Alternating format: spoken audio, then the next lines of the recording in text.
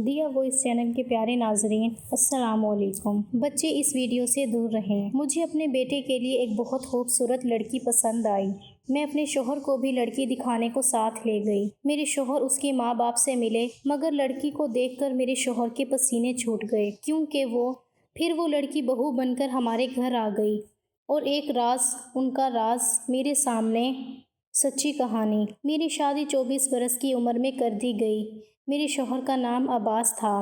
ہمارے 2 بیٹے اور 2 بیٹیاں تھیں، جو ہم دونوں کی جان تھیں، اور ہم ان کی پرورش میں کھو گئے۔ انہیں پروان چڑھایا، پڑھایا، لکھایا، اور پھر ان کی شادیوں کا مرحلہ آ گیا۔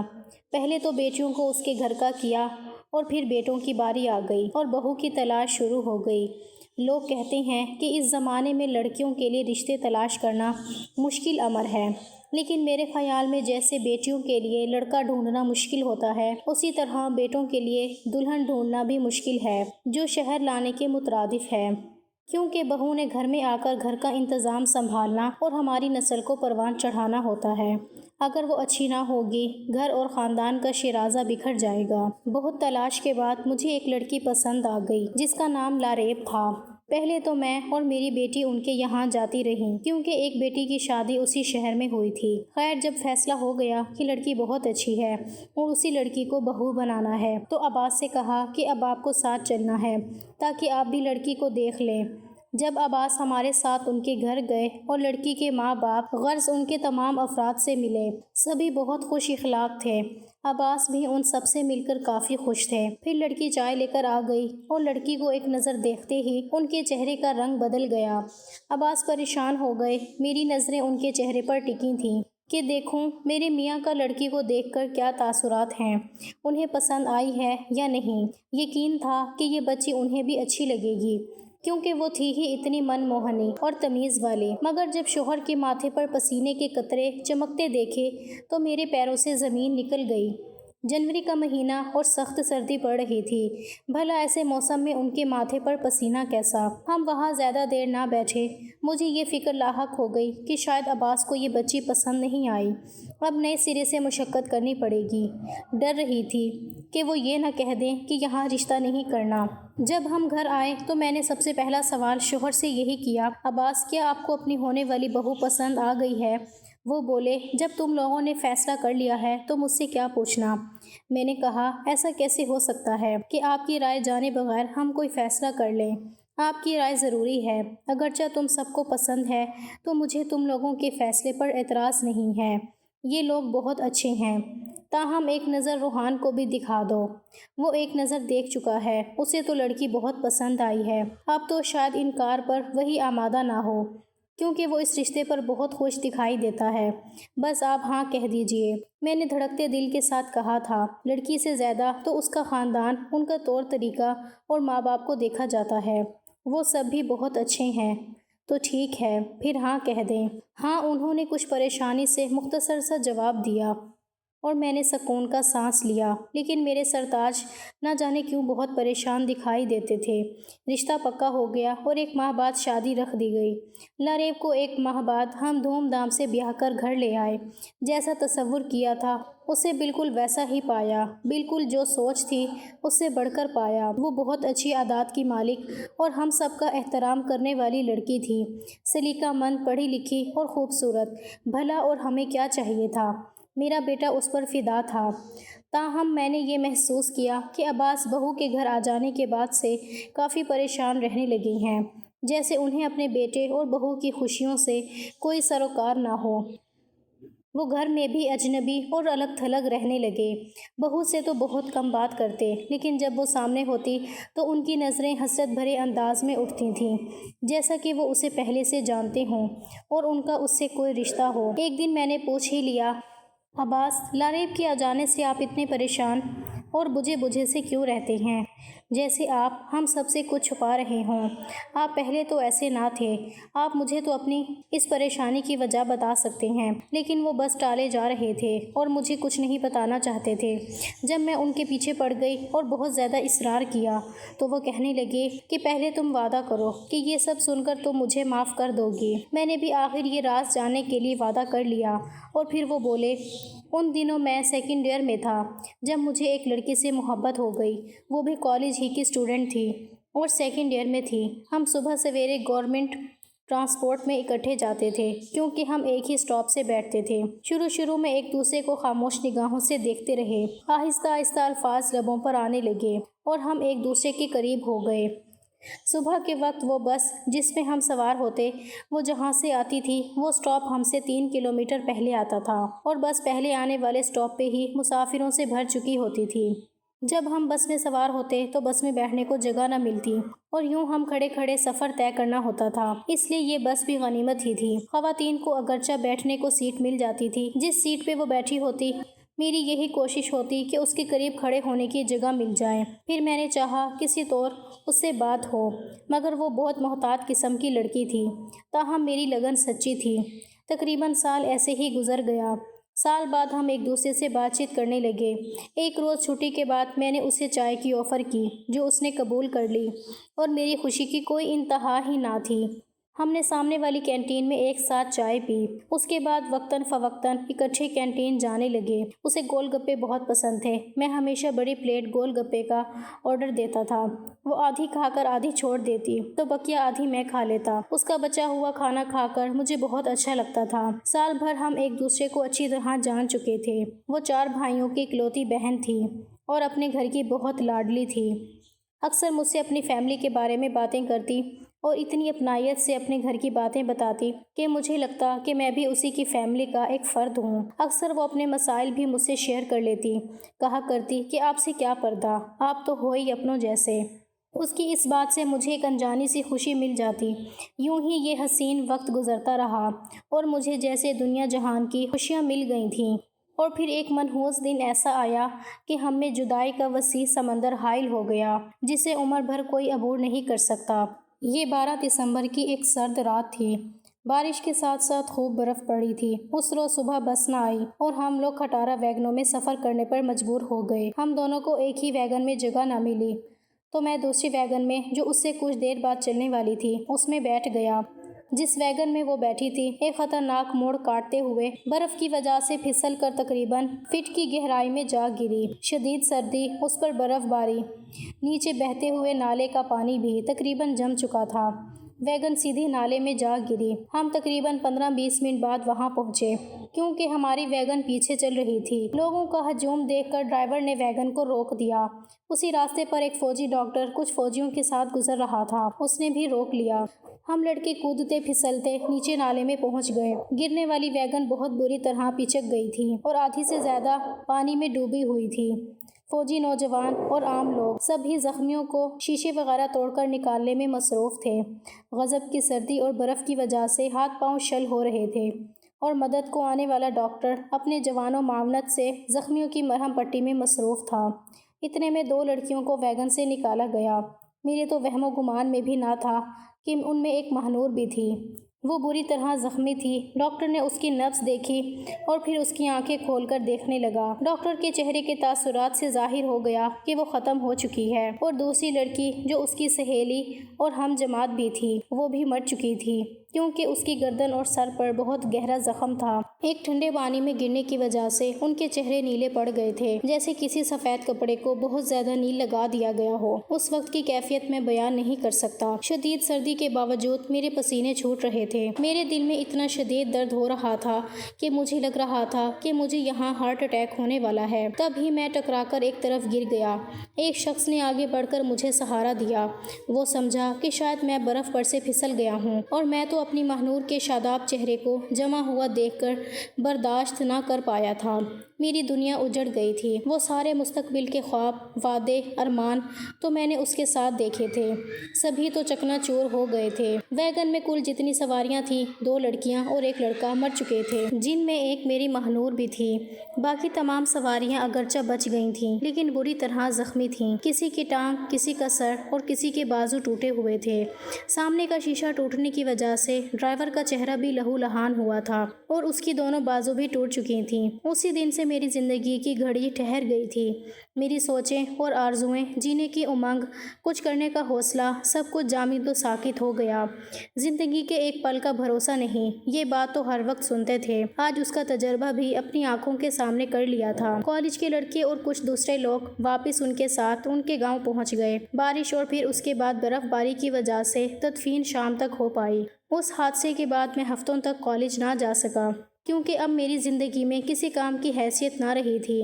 آخر کار جوں تو گھر والوں کے پریشر کی وجہ سے پرچے دیے اور کالج کو خیر بات کہہ دیا۔ بے دلی سے پرچے دینے کے سبب میرا نتیجہ زیادہ اچھا نہ آیا، بمشکل پاس ہوا تھا۔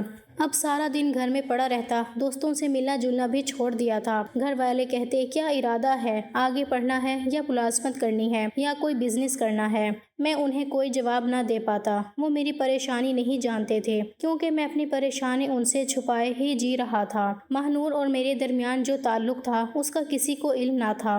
میں سوچتا تھا کہ باقی زندگی اس بے کیفی کے عالم میں کیسے جی پاؤں گا۔ جب میں آگے کی زندگی جینے کے بارے میں سوچتا تو مجھے ہر طرف اندھیرا ہی نظر آتا تھا۔ 2 سال یوں ہی گزر گئے۔ والدین بار بار مجھ سے وجہ دریافت کرتے، مگر میں کسی سے کچھ نہ کہتا۔ والدین نے جب عرصے تک مجھے اسی طرح سے بجھا اور گمسم دیکھا تو فیصلہ کر لیا کہ اب اس کی شادی کر دینی چاہیے، شاید اسے شریک حیات کی ضرورت ہے۔ پھر انہوں نے میرا رشتہ خاندان میں ہی یعنی تم سے طے کر دیا۔ یہ سوچ کر کہ خاندان میں رشتہ طے ہو گیا ہے، بری بھلی نبھ جائے گی، خاندانی بندھن تھا، تو میں نے حالات سے سمجھوتا کر لیا تھا۔ شادی کے اس مقدس بندھن کی لاج رکھتے ہوئے میں چپ رہا اور تمہارے سوالات کرنے کے باوجود لب نہ کھول سکا۔ تم نے بھی نبھا کی ٹھان لی تھی۔ بچے ہو گئے تو ہم ان کی پرورش میں لگ گئے، اپنا ہوش بھی نہ رہا۔ میں تمہارا بہت مشکور ہوں کہ تم نے میرا بے حد خیال رکھا۔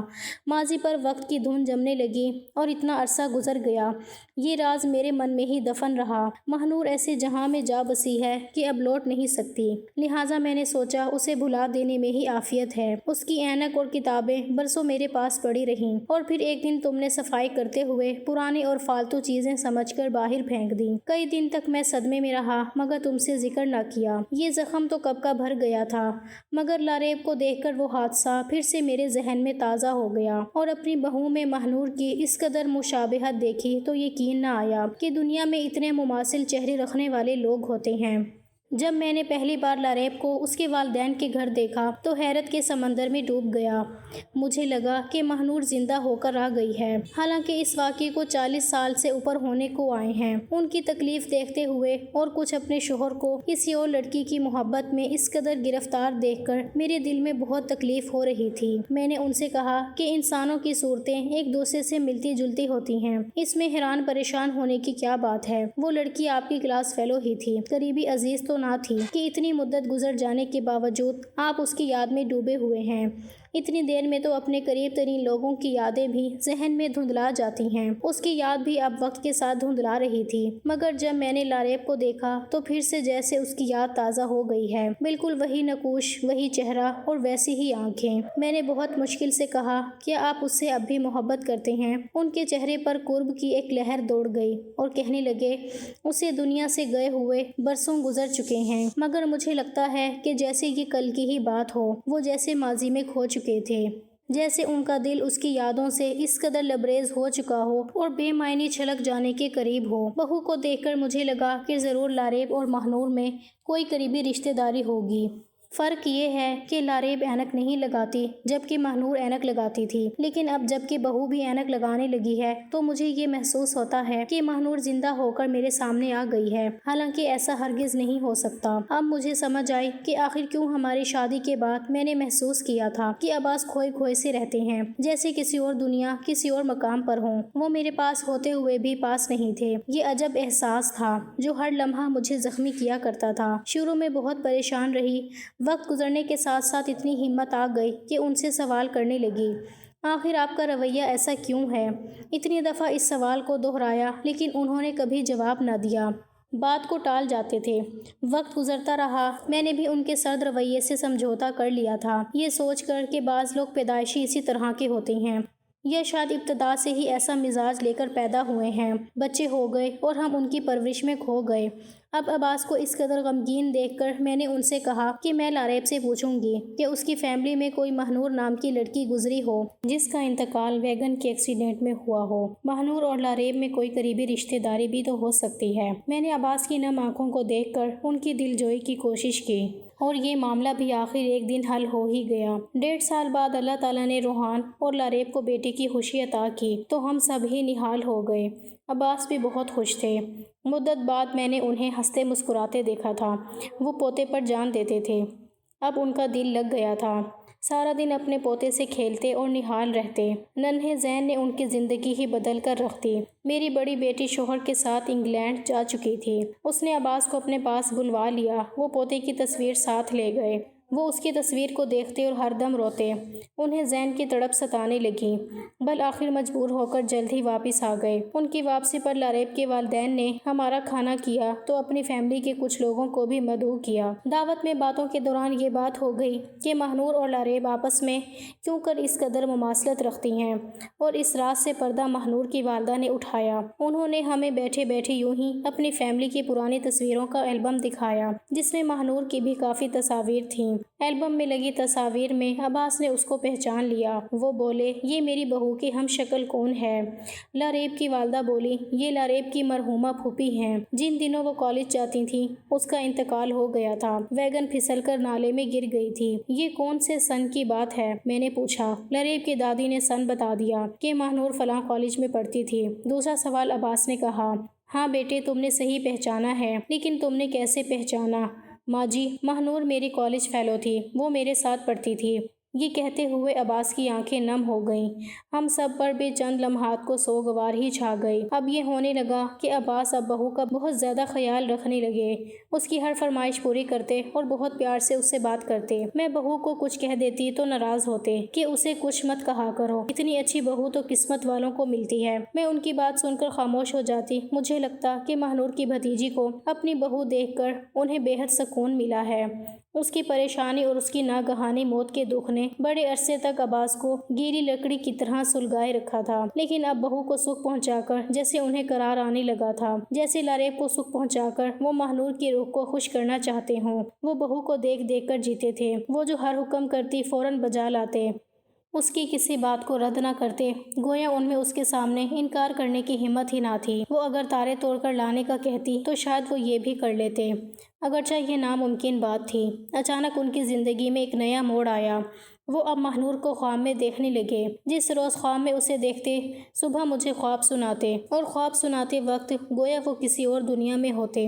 یہ بھول جاتے کہ میں ان کی بیوی، ان کی شریک حیات ہوں۔ اس طرز عمل کی وجہ سے برا بھی مان سکتی ہوں، مگر میں برا نہیں مانتی تھی کہ میرے شوہر کو جس بات سے قرار ملے وہ اہم تھی۔ میں جانتی تھی کہ کچھ جذبوں پر انسان کا بس نہیں ہوتا۔ عباس کی ان باتوں پر اگر میں اعتراض کروں گی تو وہ خود کو مجھ سے چھپانے لگیں گے، اور میں نہیں چاہتی تھی کہ وہ مجھ سے اپنے آپ کو مخفی رکھنے کی کوشش کریں۔ میں نکتہ سمجھ چکی تھی کہ اگر بیوی اچھی دوست بن جائے تو شوہر کے دل کے قریب ہو جاتی ہے۔ شادی کے بعد سے لے کر اب تک میں ان کے دل سے دور دور ہی رہی تھی، جیسے ہم اجنبی ہوں، اور اب جب میں رازدان بنی تو بے حد قریب ہو گئی تھی۔ وہ اپنے تمام دکھ سکھ اور پریشانیاں مجھ سے شیئر کرنے لگے۔ انہیں میری ذات پر اعتبار آ گیا تھا، کیونکہ میں نے ماضی کہ اس بند باب کو جس میں ان کی پہلی محبت کی پرچھائیاں بند تھیں اور ان کی کسی بات کا برا نہ مانا۔